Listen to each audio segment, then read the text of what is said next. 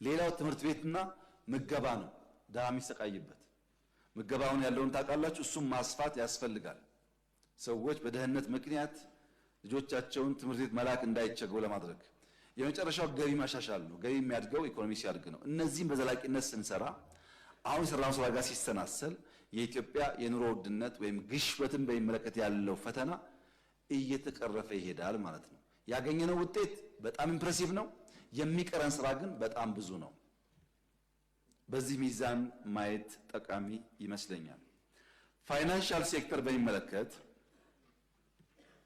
ፋይናንሻል ሴክተር ቀድሜ እንዳነሳሁት አንዱ መቀየር የምንፈልገው ኤሪያ ነው። ከተለወጡ ጉዳዮች ውስጥ አንዱ ወለድ ማሻሻል ነው። ወለድ በማሻሻል የነሱን ትራንዛክሽን ማሳደግ ነው። ሁለተኛ በባንኮች መካከል ያለውን የገንዘብ ግብይት የዶላር ግብይት በናሽናል ባንክ ብቻ የነበረውን በጎንዮሽ እንዲያደርጉ ማስቻል ነው። በዚህም ባለፈው 6 ወር ከግማሽ ትሪሊየን ያላነሰ ገንዘብ ተሻሽጠዋል። ትልቅ የገንዘብ ምንጭ ማስፊያ መንገድ ሆኗል ስርዓት ለውጡ ማለት ነው። በዚህ ምክንያት የገንዘብ አቅርቦት በ6 ወር ከ10% በላይ ጨምሯል።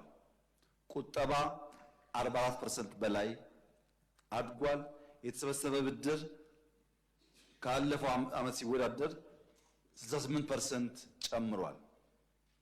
ያቀረብነው ብድር ግን 123% የጨመረ ሲሆን ከዚያ ውስጥ 90% የሄደው ለግል ሴክተር ነው። ይህ ትልቅ ምርታ ነው።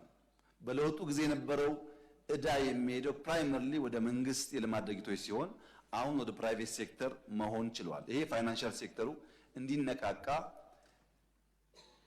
እንዲያድግ በር ከፍቷል ብዬ አስባለሁ።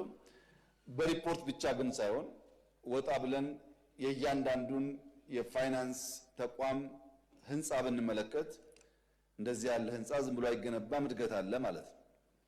ሁሉም ባንኮች ለማደግ ጥረት እያደረጉ ነው። ይህ በእንዲህ እንዳለ ለውጭ ባንኮች ሴክተሩ መከፈቱ ችግር አያመጣም ወይ? የኛዎቹን አያቀጭጭም ወይ? አይጎዳም ወይ? እንዴት ይታያል ተባለው ትክክለኛ ኮንሰርን ነው። ላለፉት 20-30 ዓመታት የኢትዮጵያ ባንኮች ካለ ውድድር ብቻቸውን እንዲሰሩ ሙከራ ተደርጓል። በዚያም የተገኘ ውጤት ልምድ ሀብት አለ።